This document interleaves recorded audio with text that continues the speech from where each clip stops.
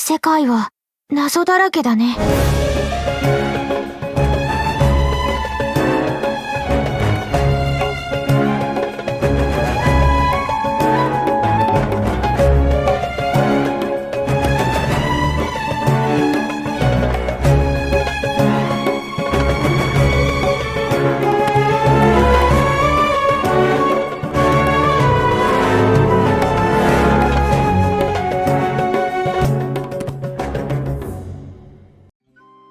Ya, halo teman-teman sekalian. Gimana kabarnya? Semoga bahagia dan baik-baik saja. Kita berada di penghujung daripada Luna 8 yang sekaligus berada pada penghujung Song of Welkin Moon, sebuah patch yang cukup luar biasa. Bukan cukup, sangat luar biasa, terutama dari segi quest, ya kan, lore dan segala macamnya. Berbicara soal lore, ya kan kemarin kita udah buat tuh tier list daripada artefak-artefak yang ada, yang mana yang lebih baik gitu loh sebagai sebuah artefak. Atau tier listnya udah dibuat, segala macamnya, dan kayaknya nggak lengkap juga kalau misalnya ternyata nggak dibuat semacam tier list juga untuk quest-quest yang ada pada Song of Welkin Moon ya, terutama world questnya, story quest, kemudian Archon quest tentu saja. Cuman aku pribadi cukup bingung sih ya dengan konsepnya gimana. Takutnya ntar jadi review ya, jatohnya bukan tier list lagi gitu loh. Tapi aku usahakan sebaik mungkin, semoga ide-idenya sampai kepada teman-teman. Yang mana kita bahas tier list world quest dulu, nggak perlu yang buruk disebutkan ya, langsung 3 teratas aja. Kemudian story quest juga dan Archon quest ntar semuanya. Yang mana untuk Archon quest lebih singkat aja lagi ntar, oke? Oh ya, ini layarnya begini ya teman-teman ya.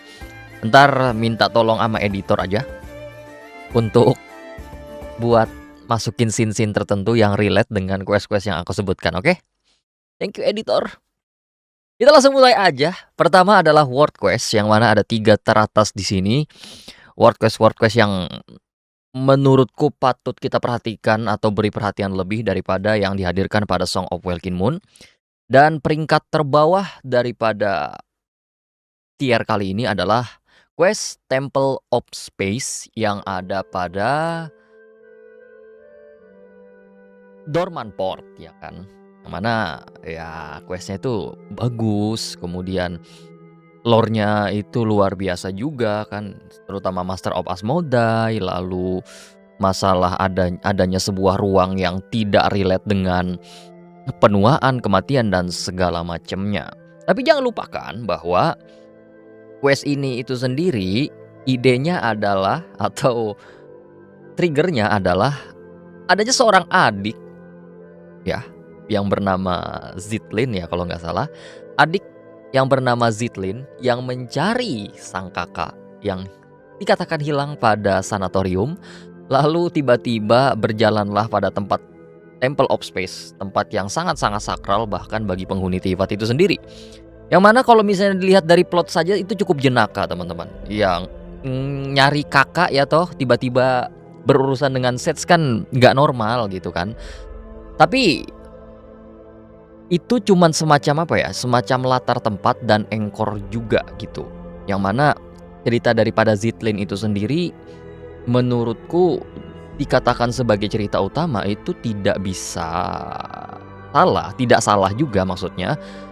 Tapi sebenarnya yang menurutku malah jadi ide utama dari quest ini sendiri adalah memperlihatkan the other side of Sets, sisi humanis mereka, ya kan, gimana Asmodai nge-preserve peradaban demi peradaban, lalu Sets yang nampaknya cukup suka dengan konsepnya dan ikut-ikutan menggunakan konsep Asmodai dan memuat apapun yang bisa dimuat di dalam Temple of Space itu sendiri.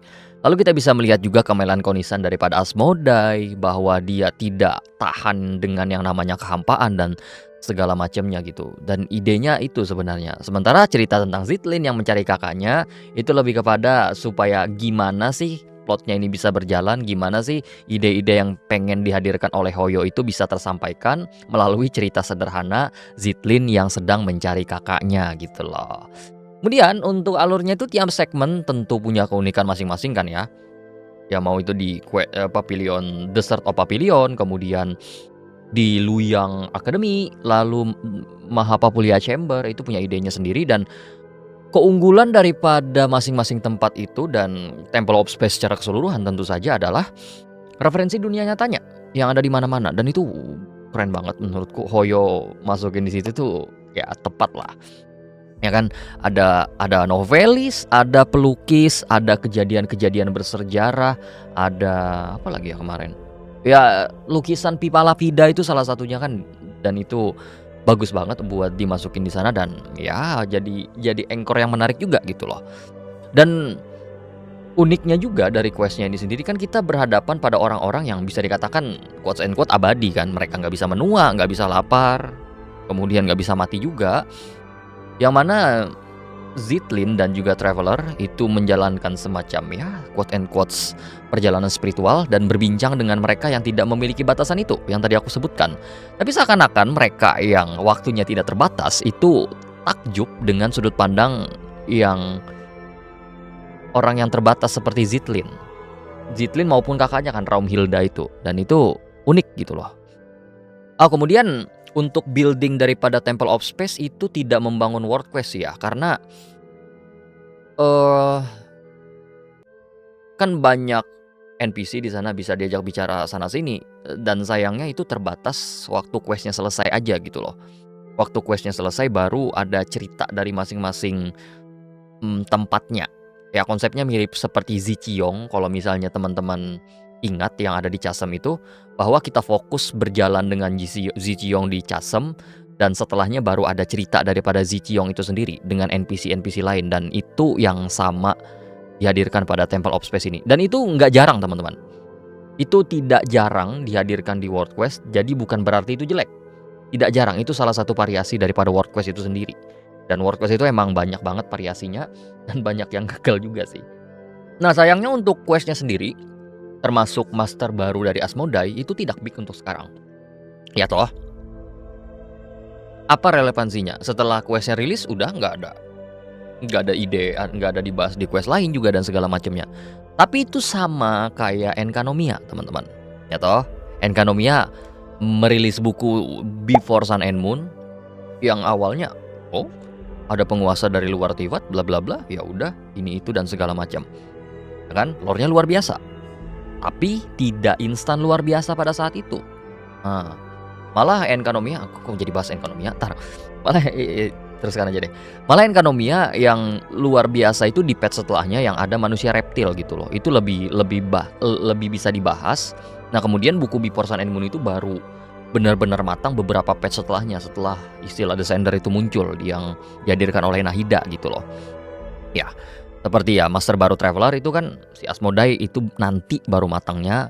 Lalu penulis buku Kemelankonisan Vera itu Outlander ternyata manifestasi waktu mengejar uang si Zitlin dan Raumhilda.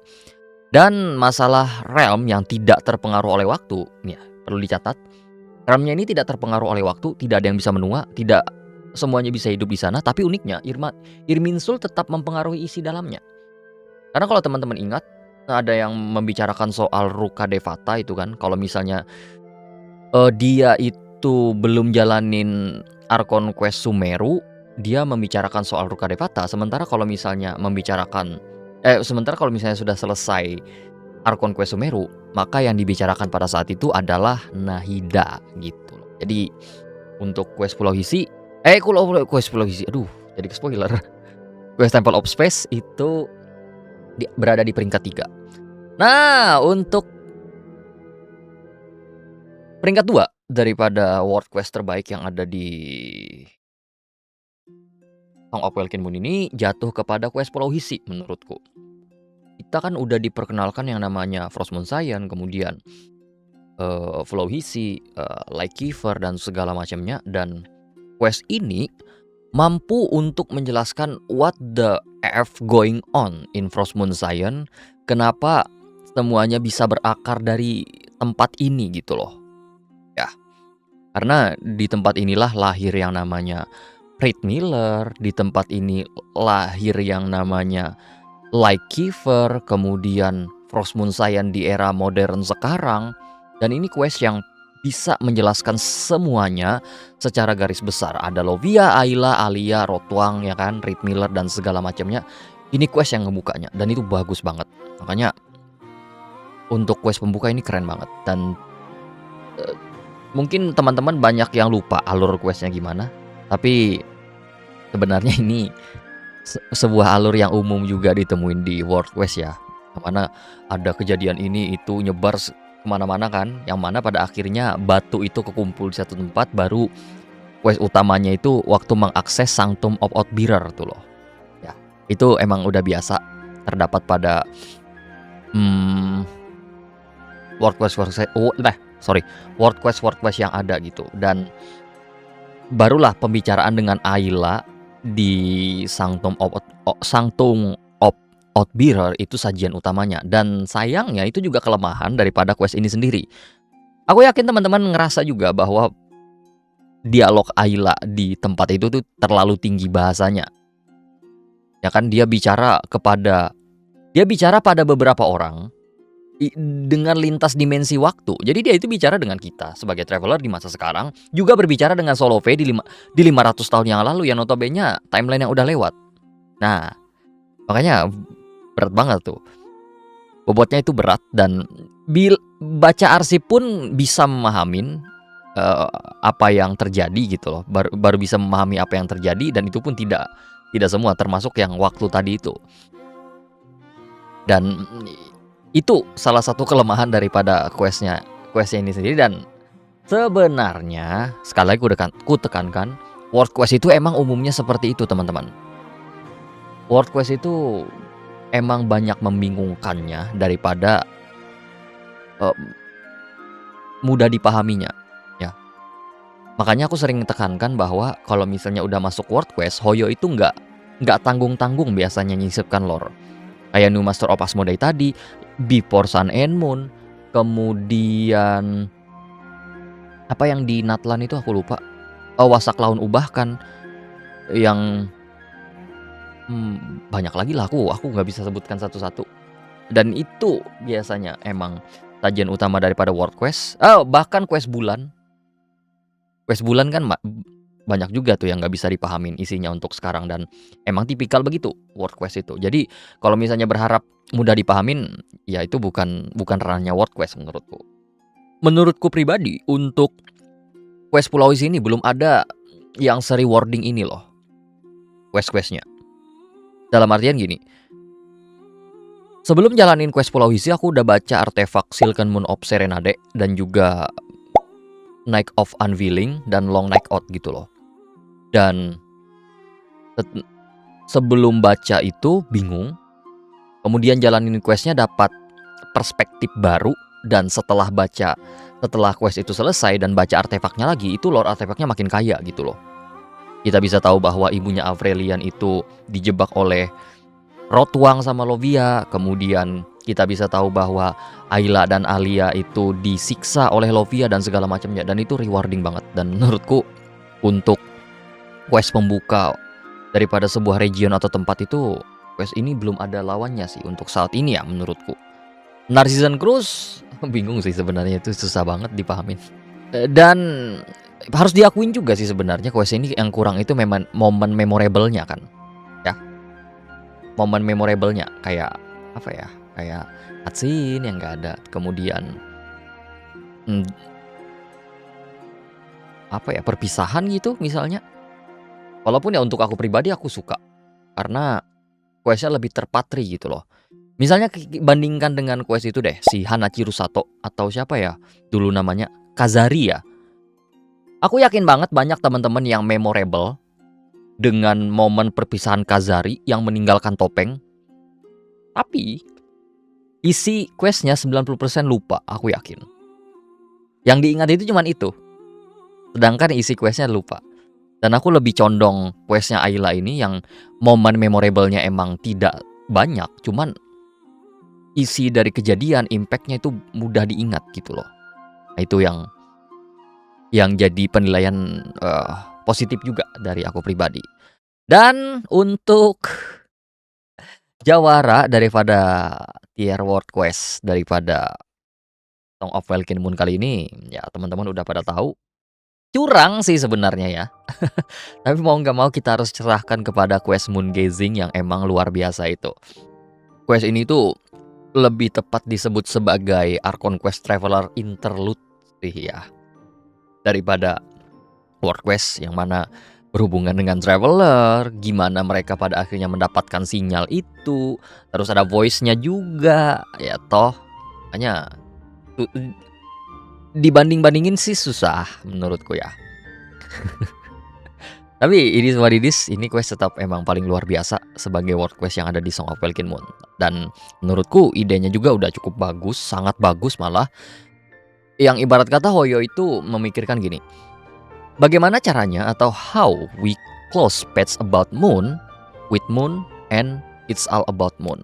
Dan hadirlah quest Moon Gazing yang luar biasa ini. Dan ya mereka berhasil luar dalam menghadirkan lore yang semacam itu, menutupnya pada bulan, kemudian aspek bulannya itu udah nggak ada lawan gitu loh. Kemudian alurnya itu, kalau alur ya teman-teman, ini world quest emang unik. Makanya aku katakan agak susah dikategorikan sebagai world quest karena itu lebih menjurus kepada story quest karena linear dianya. Questnya itu linear. Gak kayak world quest itu biasanya nyabang. Kayak Temple of Space kemarin kan, setelah kita bertemu dengan Historia, nyabang bisa ketiga, bisa dipilih tanpa apa ya? Tanpa urutan yang jelas. Nah, sedangkan ini linear, kita harus jalanin, oh harus ke sini, ke sini dan kemudian ditutup gitu loh. Walaupun ya nuansa world quest-nya tetap kental juga, terutama quest ini tidak membatasi player ya. Salah satu ciri-ciri world quest juga yang perlu ditekankan adalah keinginan untuk explore itu strong. Kan biasanya world quest itu melipir ke kiri, ke kanan gitu loh. Ada chest terus gitu. Sedangkan biasanya untuk story quest, Archon quest itu dibatasin kan untuk untuk skenarionya. Dan juga tapi tetap ada dan juga ini satu lagi untuk aspek world quest-nya ya. Arsip-arsip opsional. Nah, itu jarang banget biasanya di story quest ataupun Archon quest, jarang menghadirkan arsip opsional, kecuali beberapa waktu ke belakang emang banyak tuh arsip-arsip opsional dalam questnya. Dan arsip opsional semacam ini emang sering banget dihadirkan di world quest gitu loh. Makanya terlepas dari alurnya yang linear, tetap menghadirkan nuansa world quest yang kental juga. Dan impact daripada quest ini sendiri ya Origin of Genshin Impact, gimana Aether dan Lumin hadir, lalu adanya pergerakan Istaroth yang udah anomali sejak awal, ternyata penelitian naga yang luar biasa, sampai-sampai aku memikir kok bisa Panes menang lawan mereka, padahal mereka kaum naga ini udah luar biasa banget. Dan potensi perpecahan dalam kubu naga juga ada menurutku. Banyak sebenarnya potensi daripada quest ini. Dan mungkin yang lebih banyak potensi lore-nya itu di bawah permukaan teman-teman, bukan yang dihadirkan. Yang dihadirkan itu dikit. Bukan dikit sih. It's okay, tapi kalau misalnya baca arsipnya itu lebih ngeri lagi tuh isi-isi daripada lore-nya ini sendiri. Dan ya mungkin nanti kalau misalnya ada lore-nya yang tiba-tiba diimplementasikan dalam in-game, aku curiga nggak banyak yang aware masalah itu karena tidak berada di permukaan gitu loh. Dan gini, ini quest emang luar biasa ya sebagai world quest menurutku. Dan bisa dikatakan untuk world quest Genshin yang ada, ini tuh yang terbaik. Tapi sekaligus ini quest kalau bisa tidak jadi semacam landasan untuk menilai world quest lain karena curang. Jadi di saya nanti kalau misalnya ada ternyata world quest, jangan dibandingkan dengan Moon Gazing menurutku, karena susah, kecuali ya sama realmnya gitu, bervoice minimal gitu kan. Nah, jadi ku ulangi buat urutan tier world quest yang ada di Song of Welkin Moon. Peringkat 3 itu Temple of Space, peringkat 2 itu quest Pulau Wisi yang ada Ayla itu, dan peringkat pertama adalah quest Moon Gazing ya. Quest lain sorry, quest lain gimana? Gak usah disebutkan, apalagi questnya si Iluga itu nggak usah aja deh.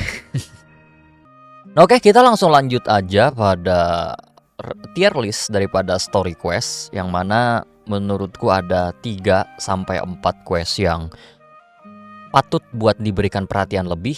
Sementara ada 2 nih yang agak sayang banget menurutku ya. Oh, untuk gini ya, untuk quest Never, quest Flint, Lauma, kemudian apa lagi ya? Columbina kan jurang, jangan lah. Columbina dimasukin di story quest ya pasti menang toh. Intinya yang gabung dengan Archon Quest kayak Nicole juga itu tidak kumasukkan kepada story quest karena nyampur gitu loh, penilaiannya berbeda nanti jauh banget. Sementara yang kubahas di sini itu cuman yang kepisah ya, yang dipisah oleh Hoyo gitu loh. Nah, ada 2 yang sebenarnya sayang banget sih menurutku ya. Walaupun yang satunya agak mendingan sih. Satunya agak mendingan cuman kasihan gitu loh. Quest yang satu ini nggak memberikan apa-apa. Karena pertama formatnya lama dan juga tidak sesignifikan yang lain, teman-teman. Ya, yang mungkin teman-teman udah tahu bahwa yang kusebutkan di sini adalah Varka dengan Lohen. Toh.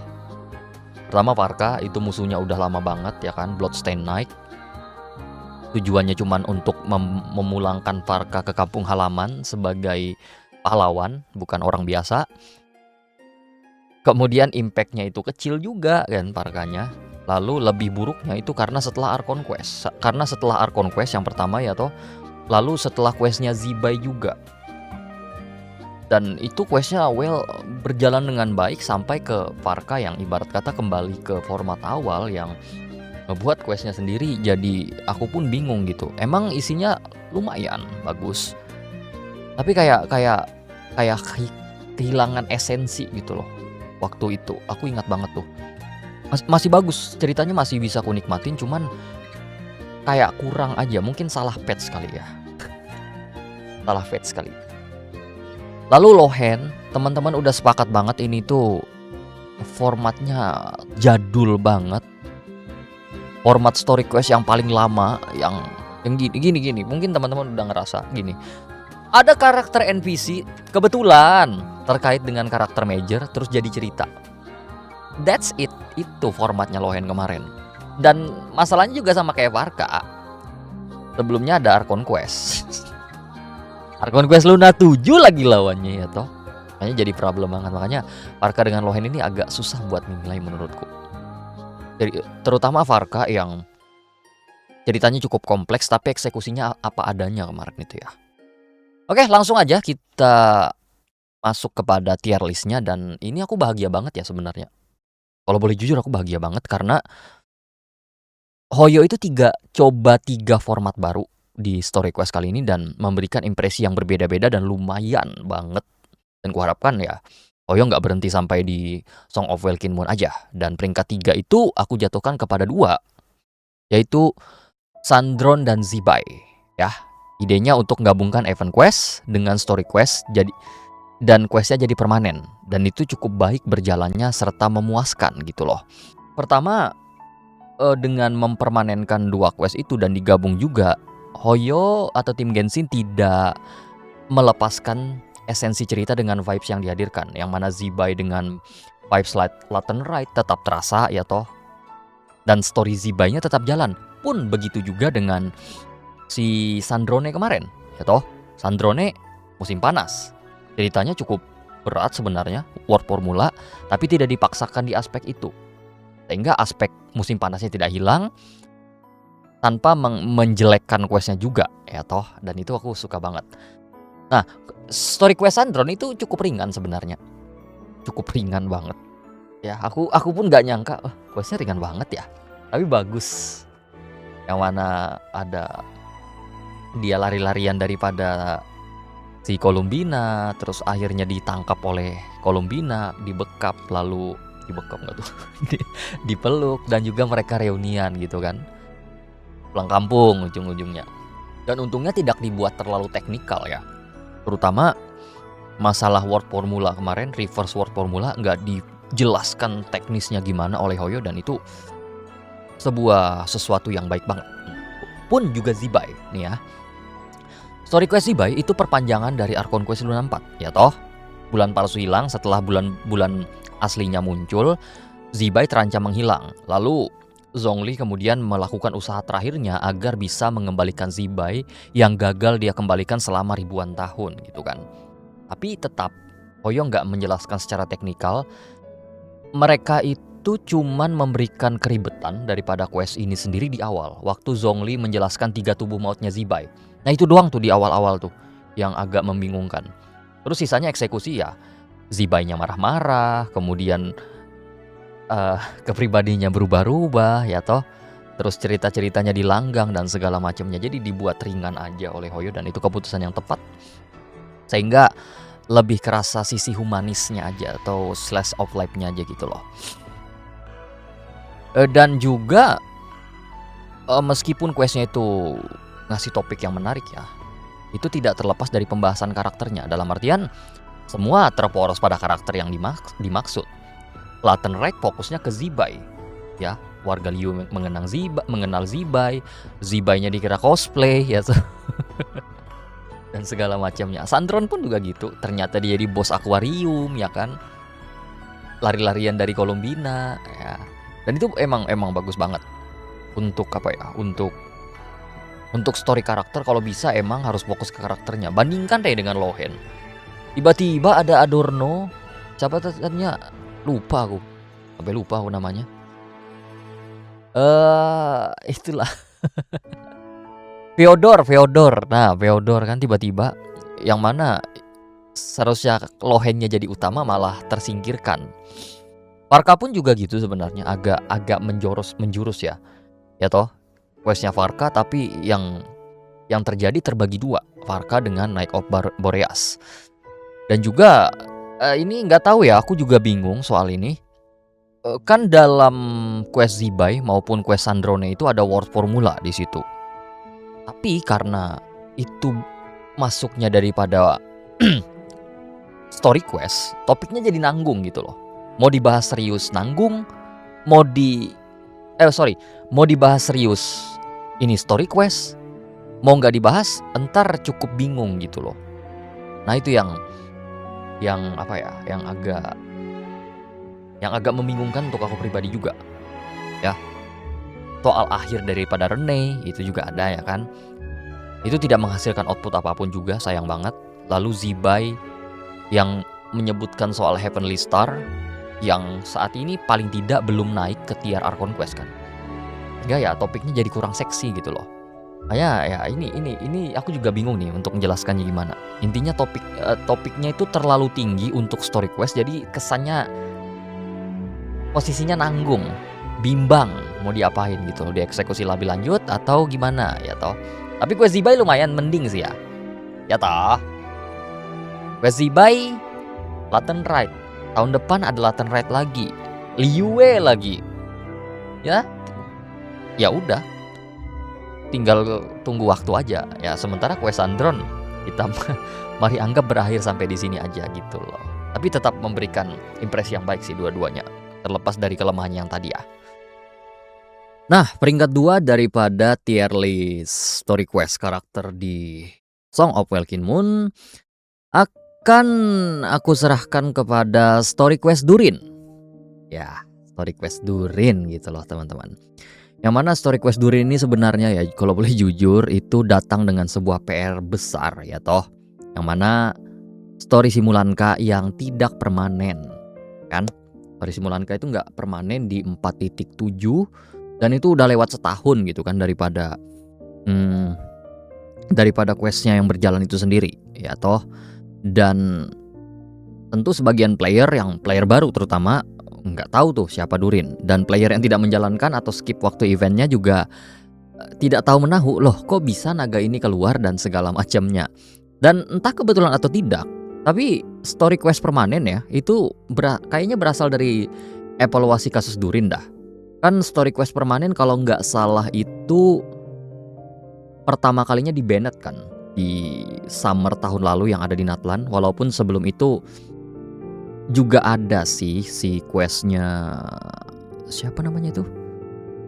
Senhe ya. Cuman Senhe itu konotasinya ke arah Archon Quest sih, jadi beda kasus lah.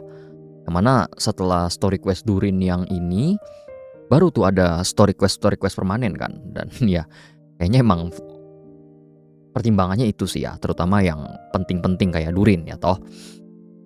Dan di quest ini juga aku sukanya Hoyo itu dia mencoba format baru, ya kan? Format baru dengan menghadirkan 5 quest tingkat yang harus dijalankan secara beda hari dan baru bisa apa ya? Baru bisa dijalankan tuh benar-benar harus 5 hari gitu loh. Sorry jadi keulang-ulang. Nggak bisa langsung dirapel jadi satu lalu bisa kelar gitu. Dan itu mereka coba di story quest ini. Untungnya di story quest ini bukan di Archon Quest ya. Dan sepertinya tim Genshin pun sadar bahwa format ini tidak berjalan yang dengan baik gitu kan. Sehingga ya setelah quest Durin di Luna 3 tidak ada lagi format-format semacam ini kan. Dan kalau misalnya emang mau format beda hari itu dibatasin sih kalau bisa. Kayak questnya Zibai kemarin. Dan mungkin agak wise-nya itu emang bisa dirapel sih. Ya toh. Karena tentu 5 hari berbeda itu capek gitu jalaninya. 3 hari aja sebenarnya kalau nggak bisa dirapel ya kayak quest Zibai itu sebenarnya agak susah juga bagi sebagian player, apalagi player yang tidak punya waktu banyak gitu kan buat main itu agak keberatan dengan format semacam ini. Dan untungnya Hoyo kayaknya juga udah nilai ini nggak berjalan dengan baik nih. Kayaknya lebih baik tidak dilanjutkan aja dan ya sepertinya quest Durin itu satu-satunya gitu loh. Dan beruntungnya juga adalah format ini dicoba di questnya Durin, ya kan? Format baru ini dicoba di quest Durin yang quotes and quotes topiknya itu easy to execute, ya toh? Cerita yang emang mengharukan luar biasa, ringan banget. Ditambah seorang ya yang mana kehadiran seorang Anya yang punya keras kepala banget gitu, pengen jadikan cerita Durin berbeda.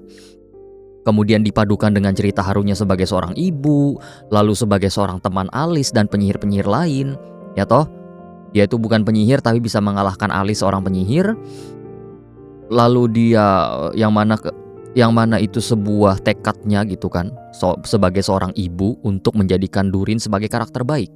Dan benar-benar pas gitu loh.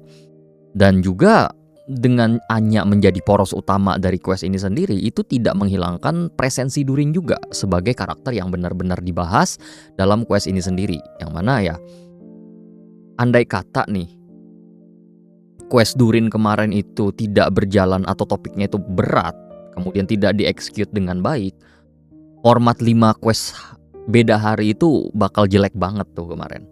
Aku yakin banget. Dan untungnya ya ini Durin dan juga Anya gitu.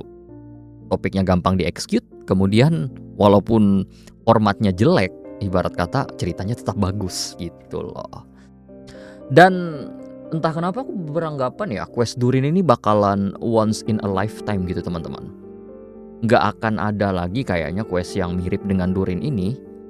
Karena kalau misalnya dilihat dari isi questnya, lore questnya itu, quest ini butuh banget banyak setup, ya toh. Setupnya itu gila-gilaan sih. Pertama Durin di Dragonspine yang hadir 1.2, Primordial Albedo yang dihadirkan di 2.3, kemudian topiknya nyambung ke Paralogism, ya kan? Kemudian Simulanka lalu setupnya ke Paralogism juga, lalu lahirlah Durin dengan dihadirkan dengan quest kemarin itu. Sorry, aku jadi belibet, ya toh. Dan kayaknya untuk setup semacam itu belum ada deh yang saat ini ya, yang paling banyak kayak gitu. Kayaknya belum ada yang setingkat Durin gitu loh. Makanya agak berat dan kayaknya once in a lifetime nih gue. Tapi tetap aja aku berikan peringkat 2 untuk story quest terbaik kepada quest Durin di sepanjang quest Luna. Dan untuk jawara daripada story quest terbaik di sepanjang Song of Welkin Moon maupun Pets Not Cry ini, teman-teman bakalan setuju atau enggak, tapi pendapatku pribadi story quest Linnea adalah yang terbaik, the best quest karakter sepanjang Luna berlangsung. Mungkin bisa jadi salah satu yang terbaik juga di seluruh story quest Genshin ya. Karena gini, aku yakin teman-teman sependapat juga bahwa ide topik daripada story quest Linnea itu kelewat sederhana, ya kan? Sederhananya itu bener-bener sederhana, malah ibarat kata kayak cerita dongeng anak kecil doang. Ada seorang Fae yang dikirim ke dunia manusia, lalu hidup sebagai seorang manusia dan menyadari perbedaannya, yang membuat dia ya pada akhirnya merasa terisolir sendiri. Kemudian ada saudaranya yang tiba-tiba iri karena si Fae ini tidak menanggung beban sebagaimana yang ditanggungnya. Terus storynya berakhir di quest itu dengan masalah pribadi yang kelar. Topiknya sesederhana itu. Kalah jauh dibandingkan Durin, apalagi Sandron Zibai, gak bisa dibandingin. Tapi kita lihat dari sisi eksekusinya, damn. Topik sederhana yang aku sebutkan tadi dengan eksekusi yang mewah, ujung-ujungnya jadi mewah juga, ya kan? Quest Linnea itu mewahnya minta ampun untuk sebuah story quest menurutku. Variasi cutscene banyak, fokus ceritanya bener-bener ke Linnea nih. Linnea, ya toh, dia dengan kakaknya, dia dengan mimpinya yang ibarat kata ditakdirkan udah hancur. Enak banget diikutin kemarin. Lalu karakter antar region, ya toh, ada Ito, ada Mualani. Lalu ada NPC juga, cameo Himmel. Ada juga latihan di Natlan. Lalu usaha Hoyo gimana ngebuat Celano itu udah kayak playable karakter, lengkap dengan pergerakan karakternya yang fluid, bahkan lebih fluid daripada karakter-karakter major yang ada misalnya. Variasi ekspresi Celano yang bisa nangis sambil memeluk lutut gitu loh. Dan pendalaman karakternya oke banget kemarin. Makanya mewah banget sih untuk eksekusinya quest Linnea ya menurutku. Walaupun topiknya sederhana ujung-ujungnya, tapi eksekusi mewah, jadi juga kan. Hanya Hoyo, evaluasi lah. Dan karena bisa diterapkan di quest Linnea, dan sayangnya emang quest Linnea ini adalah quest karakter terakhir tanpa terikat dengan itu ya, dengan quest-quest lain. Maka untuk sekarang kita bisa tunggu di SNES Naya aja sih nantinya gimana. Misalnya ada quest karakter yang terpisah dari Archon Quest atau event, bisa tuh nyoba eksekusi kayak Linnea dengan semewah ini tuh bakal bagus banget sih. Dan ya bisa dilihat aja hasil questnya Linnea kemarin gimana. Lucunya dapat ya toh, ada beberapa scene lucu. Ito ketemu Traveler lah jauh-jauh, udah bongkar kas organisasi. Terus cerita harunya dapat si Linnea kemarin, dan storynya emang masuk dalam jiwa banget sih. Aku masih ingat waktu kita berperan sebagai POV Linnea yang menghabiskan hari demi hari ya kan, nabung, beli kapal, ceritanya ya kan dia beli kapal, mimpinya terwujud, tapi ternyata pelayaran awal-awal malah tumbang kapalnya. Wah, itu kerasa banget sih. Dan ini berbeda dengan quest Moon Gazing yang aku katakan tadi itu tidak bisa dijadikan patokan untuk world quest selanjutnya. Story quest Linnea ini bisa banget untuk jadi standar story quest karakter kedepannya. Oh iya, ada story quest itu ya, ada story quest Lohen, aku lupa tadi. Tuh saking jeleknya tuh jadi kelupaan. Makanya ya ini standar banget untuk story quest Linnea ya. Untuk quest-quest kedepannya semoga ya kita bisa ketemu story quest kayak gini lagi. Dan itu emang bagus banget sih menurutku ya. Dari secara eksekusi, pendalaman cerita, pendalaman karakter, isinya dan segala macamnya. Jadi ya udah pantas aja menurutku pribadi sebagai story quest terbaik di sepanjang Song of Welkin Moon. Jadi aku ulangin untuk urutannya. Peringkat 3 itu ada story Zibai dan juga Sandrone. Kemudian story Durin di peringkat 2, dan peringkat satunya jatuh kepada story quest Linnea, yang mana teman-teman misalnya beda pendapat sama story quest Linnea boleh banget. Tapi untuk aku pribadi,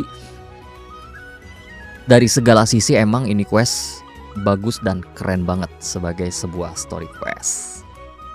Oke, sequence yang terakhir adalah Archon Quest, ya kan? Dilihat dari senyumanku kayaknya teman-teman udah tahu bahwa ini adalah pembahasan yang cukup menyenangkan dan sangat menyenangkan bisa saya bilang. Tapi kita buat singkat aja karena kalau tidak salah ya semua review itu udah aku buat panjang lebarnya. Kecuali Luna 3 yang entah kenapa terlewat gitu aku lupa. Intinya Luna 3 aku kelewatan. Tapi ini ku buat singkat aja jadinya ya. Dan perlu diingat, perlu dicatat juga bahwa suksesnya Archon Quest Luna ini adalah mereka mampu menjaga pacing dan ceritanya tetap naik gitu teman-teman, tanpa mengorbankan satu patch pun.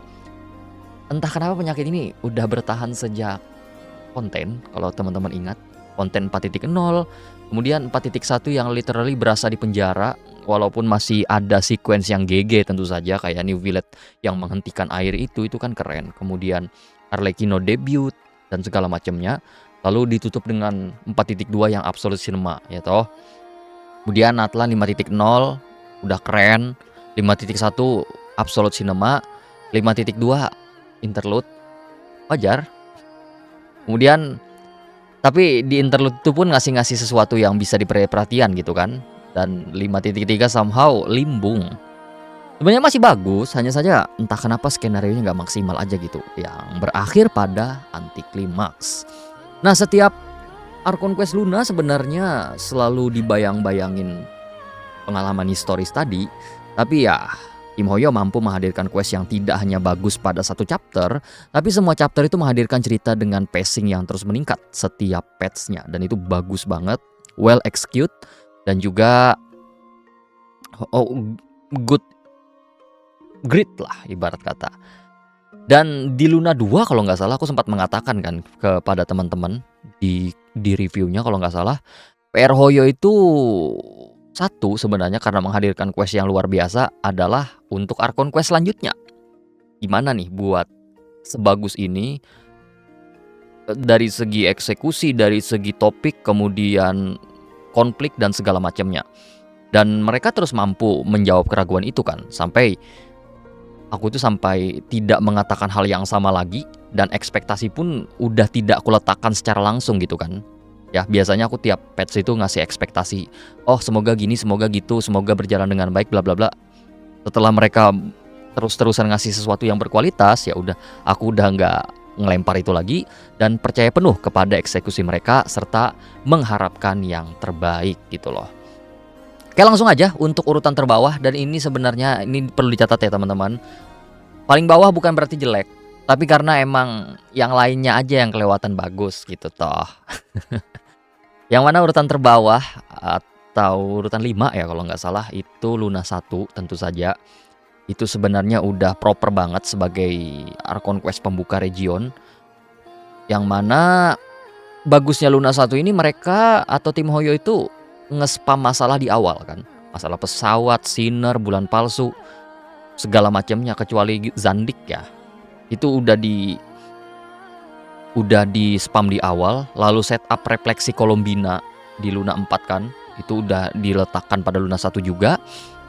Dan jujur ya, waktu awal Luna 1 itu yang katanya questnya digabung dengan karakter, ya itu aku takut banget waktu itu karena alasanku berhenti HSR itu, alasanku sempat berhenti ZZZ karena itu juga. Tapi malah di Genshin karena eksekusinya bagus juga kali ya, dan aku cukup enjoy dengan itu, dan keputusan bijak untuk digabungin juga gitu loh. Dan juga jangan lupakan build up karakter yang terkait dengan questnya juga oke. Termasuk Rerir yang dibangkitin itu lalu menipu berbagai macam pihak dengan penyamarannya kan, itu bagus, keren banget buat di build up. Dan kekuatan Rerir itu kan masih secara deskriptif tuh di Luna 1, dan juga sedikit cuplikan cutscene ya, dan itu pun udah kerasa banget tuh presensi Rerir sebagai villain untuk sebagian chapter Luna, dan itu udah ngasih impresi yang baik banget.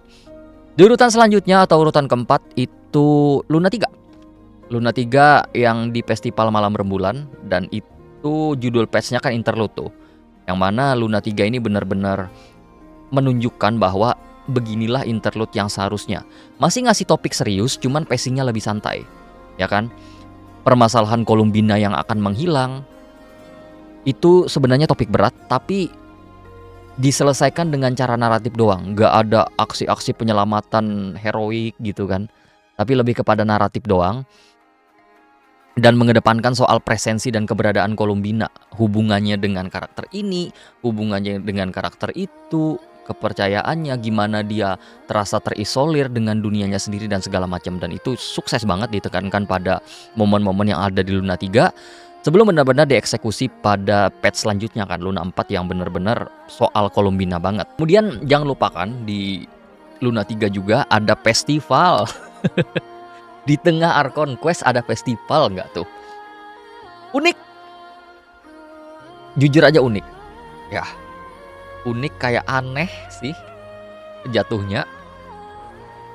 Tapi entah kenapa, kayaknya belum ada festival yang sebaik Luna 3 deh sepanjang Genshin mengudara ya. Tidak ada yang sebaik. Emang ada patch Summer tentu, cerita Summer ada. Cuman festival itu loh, kayak hype banget festivalnya, dan di Luna 3 itu udah terbaik banget. Aneh ya, yang bener-bener pengen ngadakan festival kayak Lantern Rite. Oh, Lantern Rite 1.3 sih yang bagus juga ya. Dan kemarin itu yang di Archon Quest malah bagus banget. Lalu soal Dottore yang menggocek semua pihak termasuk Hexen Circle, itu menekankan betapa licinnya dia sebagai villain, dan dengan sedikit cuplikan eksperimennya aja pada cutscene terakhir itu kan udah memberikan kesan yang cukup serius bahwa permasalahan yang dia bawa itu tidak main-main sebenarnya. Kemudian momen despair ketika kehilangan Columbina itu begitu kental, dan Varka itu dapat panggung yang megah banget di akhir untuk ngebangkitin semangat semua pihak. Bahkan aksinya di Luna 3 kemarin itu jauh lebih baik daripada quest dia sendiri kali ya. Gak tahu sih, kayaknya.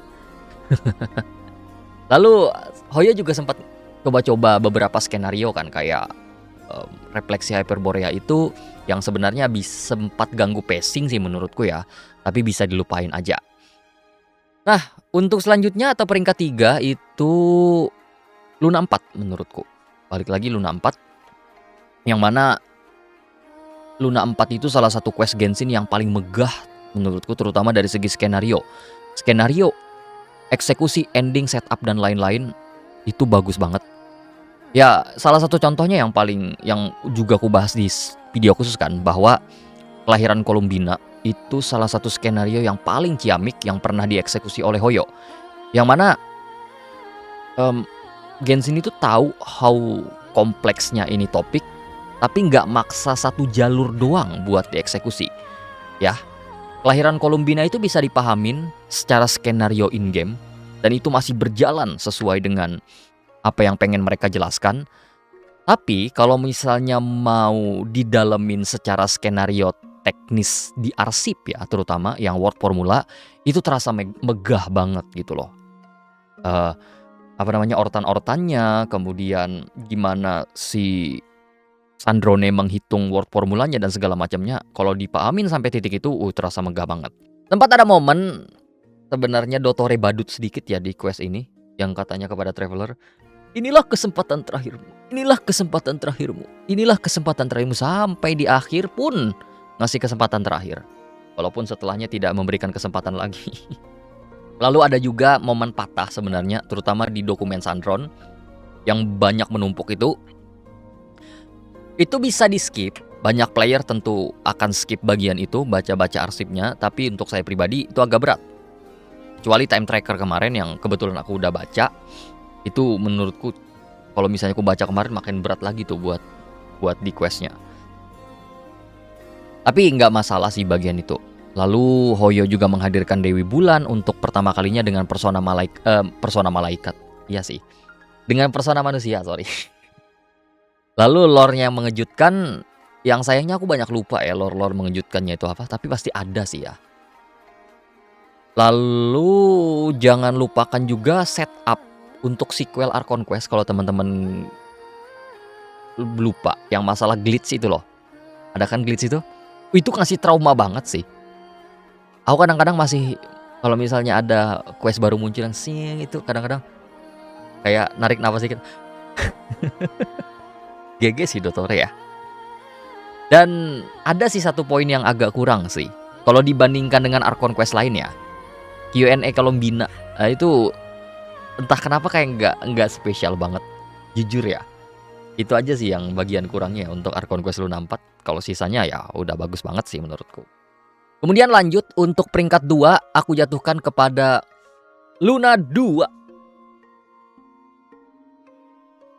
Aku kasih ini aku langsung lemparkan di awal aja. Terlepas dari Quest Never. Terlepas dari Quest Never yang ada di Luna 2. Dari serangkaian Archon Quest Luna 1 sampai 4, Luna 2 itu yang paling rapih dari awal sampai akhir. Karena pacing awalnya aja udah bagus, dibuka dengan amukan Rerir, lalu kemudian dia bertarung dengan Colombina, lalu tibalah kedatangan Varka, kedatangan berbagai pihak termasuk Dain ya kan. Ada juga skenario mengambil sumsum bulan Crimson, skenario Rerir yang despair karena jadi eksekutor, lalu dia menjawab panggilan Abyss karena tidak ingin kehilangan Tolindis, yang mana itu pada akhirnya menjadi momen build up karakternya Rerir yang rapi banget kemarin. Lalu semua pihak itu bahu-membahu mengupayakan yang terbaik untuk melawan Rerir, yang mereka pun udah tahu bahwa mengalahkan dia secara power itu mustahil, ya kan? Makanya eksekusinya bagus banget kemarin di Luna 2 itu, dan rapi banget sequence per sequence-nya itu aku masih ketagihan. Kecuali Quest Never ya. Yang sisanya itu bagus banget gitu loh. Ya aku tidak bisa komentar lebih lagi. Questnya emang terlalu rapi. Dan saking rapinya itu bisa maafin sedikit Quest Never. Bisa maafin sedikit loh teman-teman. Gini kok, Quest Never itu bukannya nggak bisa dilupain ya. Tetap misalnya aku bahas Luna 2 itu pasti bakalan bahas Quest Never juga yang jadi bahasan aib. Cuman udah bisa termaafkan gitu loh dengan skenario yang rapi itu. Makanya untuk aku pribadi, mungkin teman-teman bisa beda pendapat, dibandingkan Luna 4, aku masih lebih prefer untuk rangkaian Luna 2 karena rapih banget gitu loh. Dan langsung aja Jawara, ya teman-teman udah pada setuju juga pastinya. Nggak yakin aku kalau misalnya teman-teman nggak setuju. Tapi bisa jadi sih nggak setuju juga, bahwa dari serangkaian Archon Quest Luna terbaik, bahkan Archon Quest terbaik sepanjang Genshin mengudara, jatuh kepada Luna 7. Ya, mau komentar apa lagi? Skenarionya bagus, eksekusinya bagus, topiknya berat diimbangi dengan kemewahan isinya, lalu karakter-karakter yang terlibat, kemudian arsip-arsip, kejutan-kejutannya, munculnya Mapuika, munculnya Setsu. Ya mau komentar apa lagi? Dan bayangin nih, ini quest, masalahnya itu kiriman dari Notcry. Masalahnya kiriman dari Notcry. Dotore, aku udah capek di Notcry. Sumeru pulang kampung. Lalu topik Sumerunya itu udah lewat bertahun-tahun ya kan. Banyak karakter yang harus di build up, masalah tuh 3 dewa lain, Apep dan segala macam. Dan itu pun masih harus build up ulang karakter-karakter yang ada. Ya karakter-karakter Sumeru harus di build up ulang, Nahida dan segala macamnya.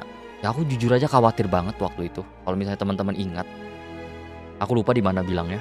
Aku khawatir banget sama quest ini dengan semua kondisi, narasi dan segala macamnya.